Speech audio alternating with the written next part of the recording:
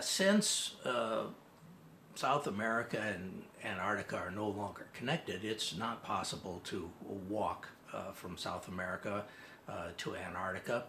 You're going to have to go some other way, and the way people usually go is by sea. And that's exactly what we're going to do. We're going to fly down to the southern part of South America, the southern tip of Argentina. And we're going to jump on a Russian icebreaker, the Kapitan Khlebnikov, and we're going to take the captain across the Drake Passage to Antarctica. Now, the captain is a real icebreaker. Most countries have one or two icebreakers, if they have any at all. The United States has a handful, but Russia has some 40 or more icebreakers. And the Kapitan Khlebnikov is a real icebreaker. It is not a cruise ship. The Kapitan Khlebnikov is a polar class icebreaker completed in Finland in 1981. It was originally designed for the rigors of the Arctic Ocean rather than the Antarctic. The stern region is cushioned to allow for the close towing of other vessels when helping them through the ice. There are 3 navigation positions on the bridge, and there's an aft auxiliary bridge which is used when ice is being broken going astern. It's just above the heliport.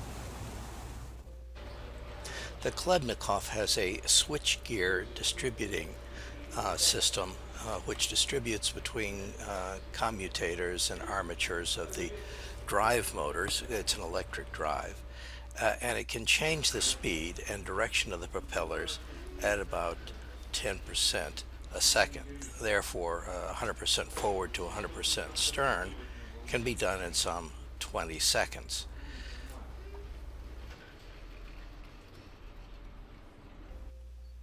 Although the propellers are driven by electricity, the electricity has to be generated by diesel fuel, and it uses a considerable amount of diesel fuel.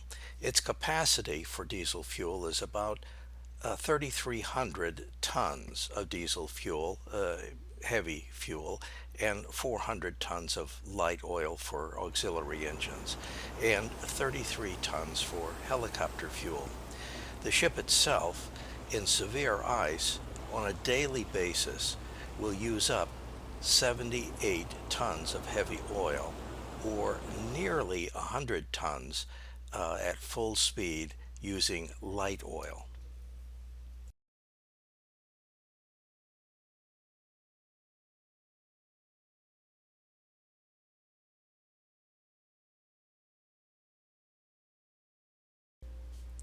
Radar equipment includes ice detection systems, and safety equipment includes 4 fully enclosed lifeboats and 4 inflatable life rafts.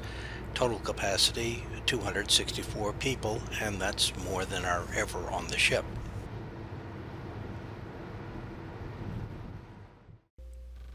There are 2 forward deck cranes that can lift 3 tons each, and there's an aft crane that can lift 10 tons. And there is plenty of fresh water on board. It's provided from a vacuum distillation apparatus heated by exhaust gases, and that's supplemented by a reverse osmosis machine. Maximum of 80 tons daily can be produced. Incidentally, that's not water they're bringing up, that's wine.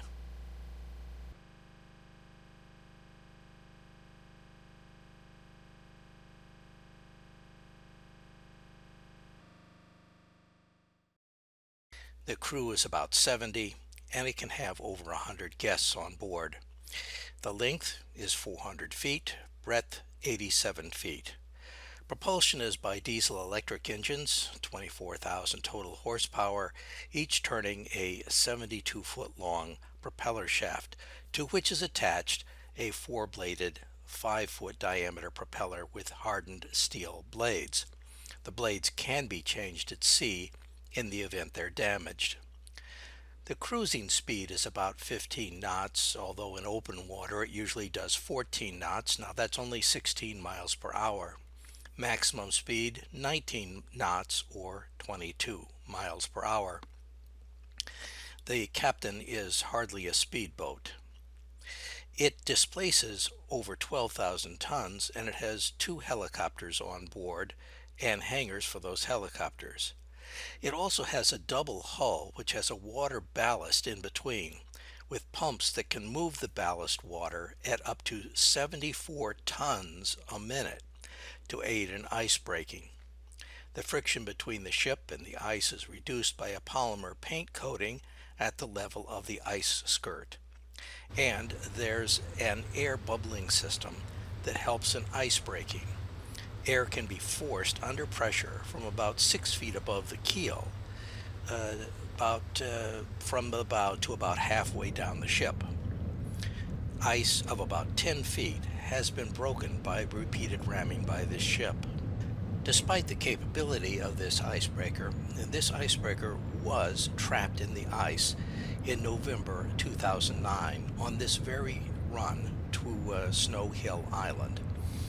There's an article in The Guardian dated the 14th of November 2009, and it says that people had at that time been stranded for a week on this icebreaker, the Captain Khlebnikov. And it takes people out to Snow Hill Island basically to see emperor penguins, which is what we're doing. But in this case, bad weather caused sea ice to compact, and it made it impossible for this ship with its 105 passengers, including 80 Britons, to break through. Now, among those on board were a BBC crew filming The Frozen Planet, a nature documentary series produced by Alistair Fothergill, who also made The Blue Planet. A BBC spokeswoman at the time said the team, who were supposed to take helicopter rides from the ship to film the penguins from above, were frustrated but in no danger. And in fact, the ship was just a few days behind schedule.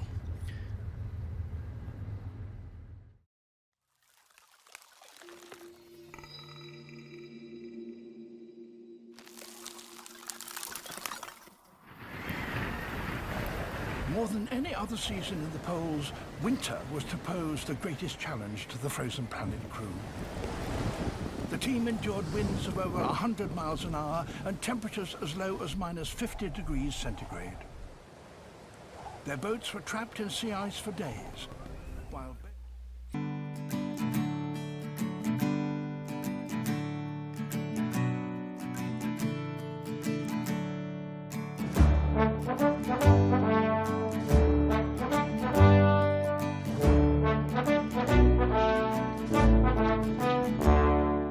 waited and wondered if the dream would return. What I saw through that porthole is tattooed and burned on the shore where we landed, 3 graves by the sea, in the loneliest place you ever did see. So I sing the verses, you sing the chorus, with 24,000 old Russian horses. Crush through the ice in the bright summer night. And the Captain Khlebnikov, this is the life.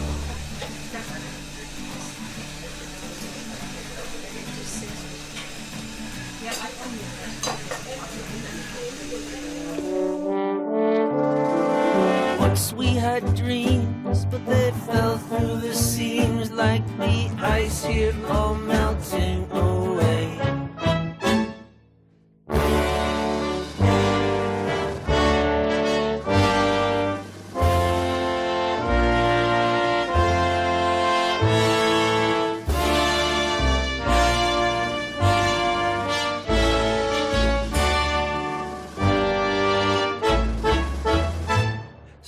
I sing the verses and you sing the chorus, with 24,000 old Russian horses. We crush through the ice in the bright summer night. On the Captain Khlebnikov, this is the life. On the Captain Khlebnikov, this is the life.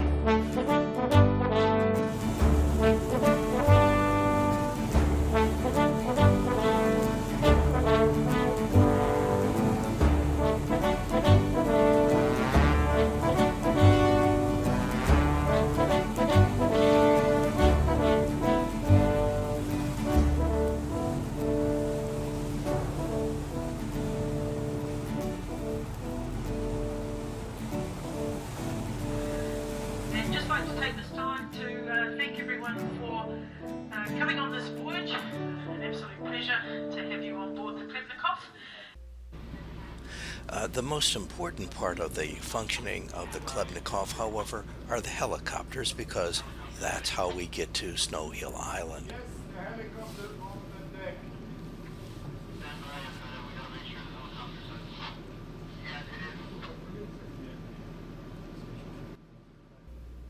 When the helicopters are not in use, they're in this hangar on deck 4, because the hangar is relatively small, the rotor blades have to be removed.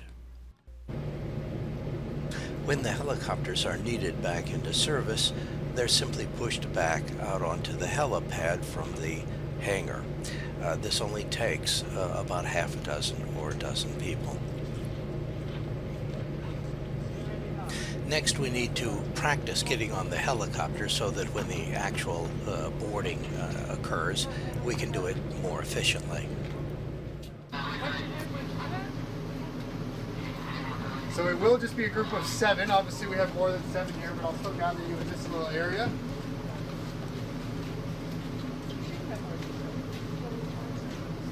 I mean, right for the briefing we have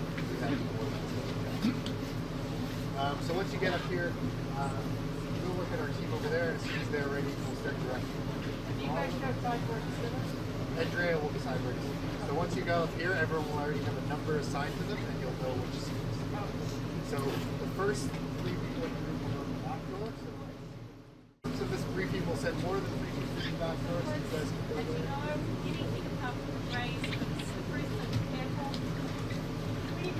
All right. So one part of this briefing is to get you to see the difference between both doors, or both parts of the helicopter. You might find one is easier to sit in than the other. So we'll send you guys to the front door now, and then we'll swap you over. So front door will be towards Keith there.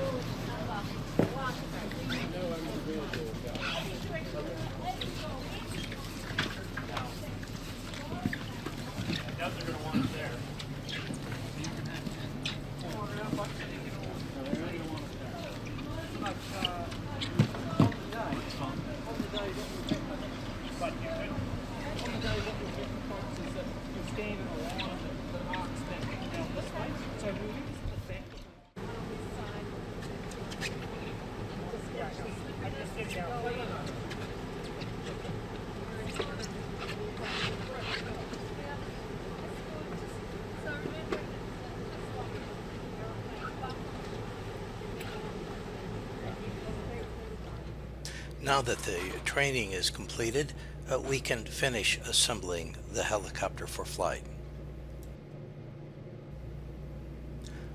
Once positioned on the helipad, you can see that the main rotor is missing, and that main rotor is going to have to be put back on.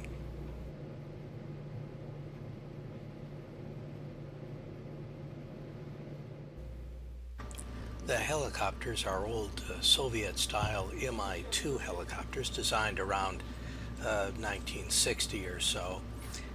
They're turbine helicopters, and their NATO code name is Hoplite. The full-scale production was done primarily in Poland, when it was part of the Warsaw Pact.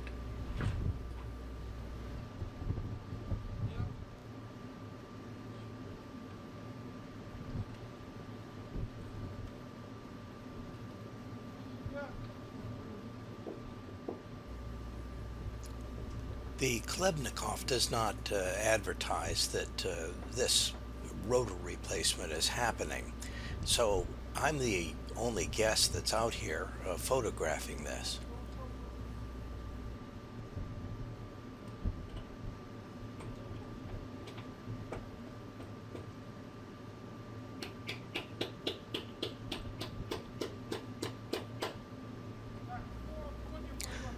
The Khlebnikov may very well believe that the guests viewing the reinstallation of the rotor blades may not improve their confidence in the reliability of the helicopters. That's one down and two more to go.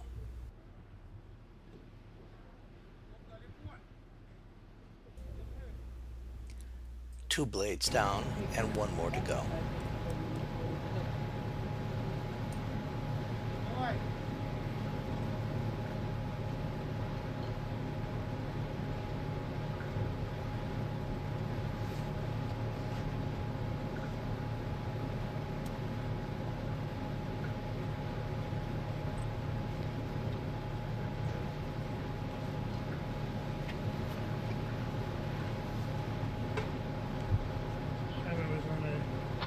Coming out from an oil rig. And the guys got off the helicopter from about where he was, right back into that rear wall.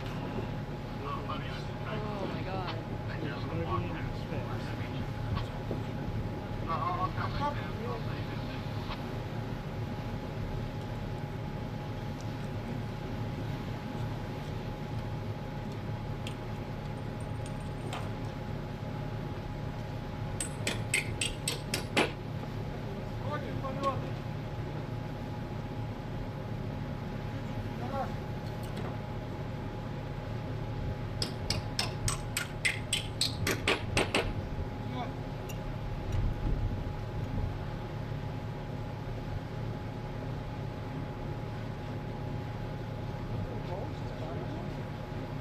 Well, they must be because there's a ring spell here, so they've got to go around the river. They must know that.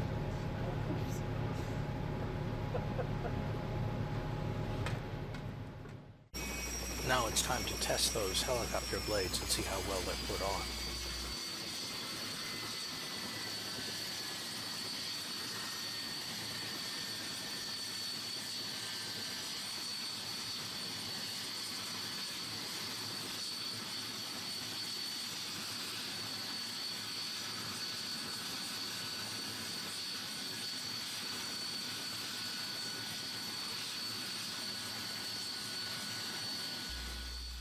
One helicopter down and one to go.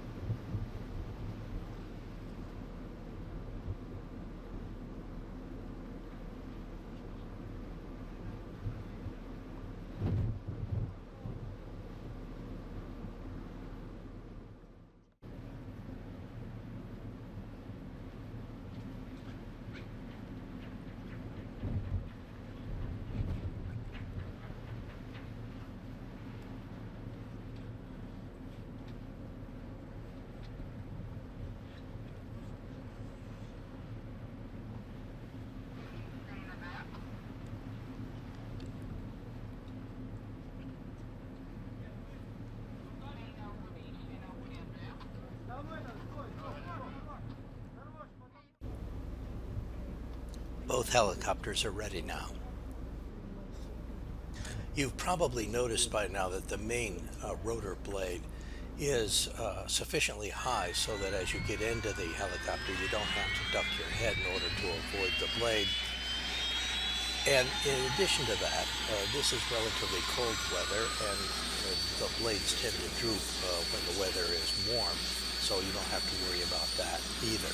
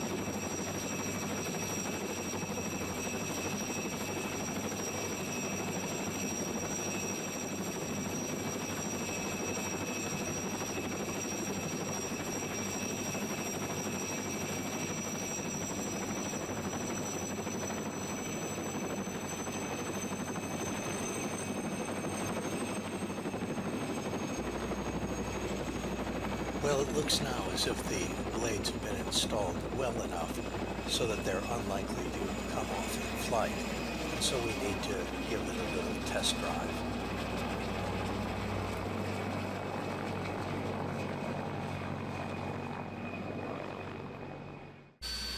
Next, the second helicopter, and shortly we'll be ready for boarding the helicopters to Snow Hill Island.